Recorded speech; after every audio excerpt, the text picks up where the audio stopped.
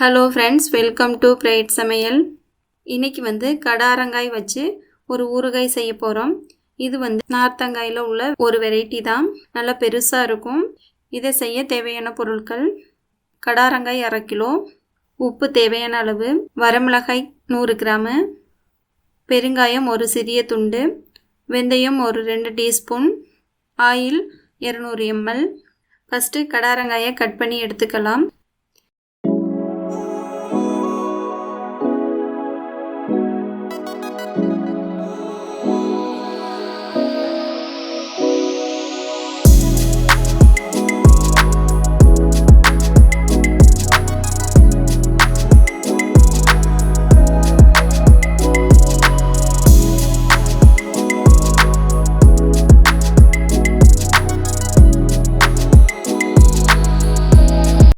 இந்த மாதிரி round ஷேப்ஸில் cut பண்ணால் இதை சின்ன சின்ன பீசஸாக கட் பண்ணால் ரொம்ப ஈஸியாக இருக்கும். இப்போ பாருங்கள், இந்த மாதிரி குட்டி குட்டி பீசஸாக கட் பண்ணால் போதும்.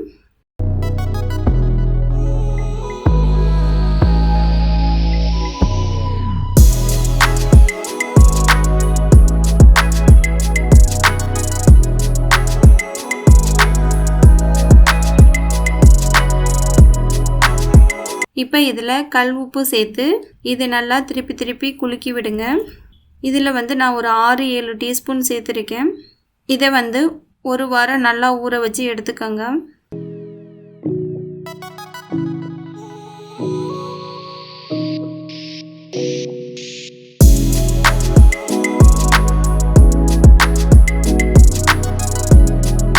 அடுத்து ஊறுகாய் செய்கிறதுக்கு எல்லாத்தையும் வறுத்து எடுத்துக்கலாம்.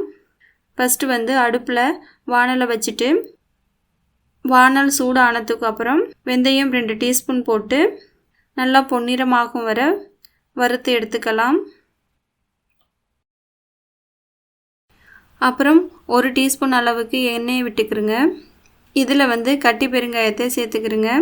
நான் இந்த அளவு கட்டி பெருங்காயத்தை சேர்த்துருக்கேன். தூள் பெருங்காயமாக இருந்தால் 1 டீஸ்பூன் போதும். கட்டி பெருங்காயம் எண்ணெயில் போட்ட உடனே இந்த மாதிரி நல்லா பொரிஞ்சு வரும்.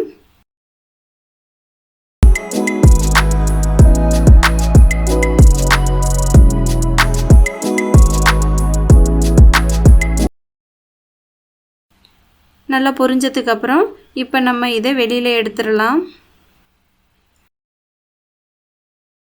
அதே வானலில் வரமிளகாயை போட்டு நல்லா வறுத்து எடுத்துக்கலாம். வரமிளகாய் கரிகிராமல் இருக்க அடுப்பை சிலிமில் வச்சு வறுத்து எடுத்துக்கலாம்.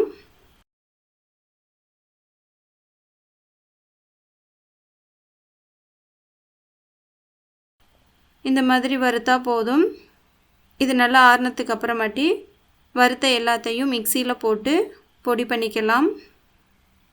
மிக்சியில் வறுத்த வெந்தயம், வறுத்த பெருங்காயம், வறுத்த வரமிளகாய் இதை எல்லாத்தையும் போட்டு நல்லா பொடிச்சு எடுத்துக்கலாம். இந்த மாதிரி பொடி பண்ணால் போதும். இனி நம்ம ஊறுகாயை ரெடி பண்ணிடலாம். இது உப்பில் போட்டு ஊற வச்ச கடாரங்காய் நல்லாவே ஊறி இருக்கு. இதை இப்போ தாளிச்சுக்கலாம். அதே வானலில் ஒரு 200 ml ஆயில் ஊற்றிக்கலாம். ஊறுகாய் தாளிக்கிறதுக்கு எப்போதுமே நல்லெண்ணெயை யூஸ் பண்ணுங்க. அப்போ தான் ஊறுகாய் 1 வருஷம் ஆனாலும் கெட்டு போகாது. ஆயில் நல்லா சூடானதுக்கு அப்புறம் 1 டீஸ்பூன் கடுகு போட்டு நல்லா பொரிய விடுங்க.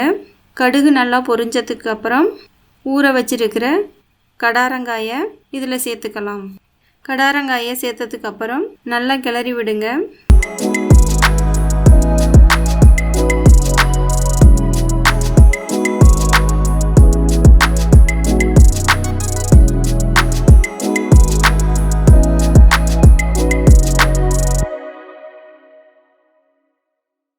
கிளறினதுக்கு அப்புறம் வறுத்து பொடி பண்ணி வச்சுருக்கிற பொடியை இதில் சேர்த்து நல்லா கிளறி விடுங்க.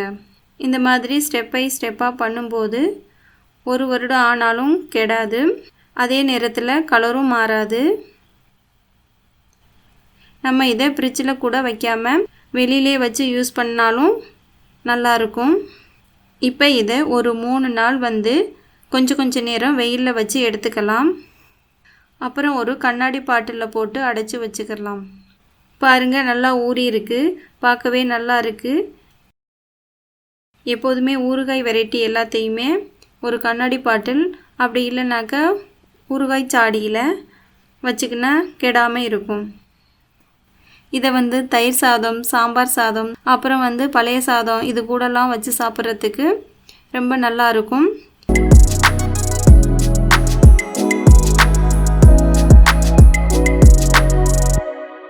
இந்த வீடியோவை உங்களுக்கு பிடிச்சிருந்தாக்க லைக் பண்ணுங்கள், ஷேர் பண்ணுங்கள், மறக்காமல் என்னுடைய சேனலை சப்ஸ்கிரைப் பண்ணுங்கள். தேங்க்யூ ஃபார் வாட்சிங்.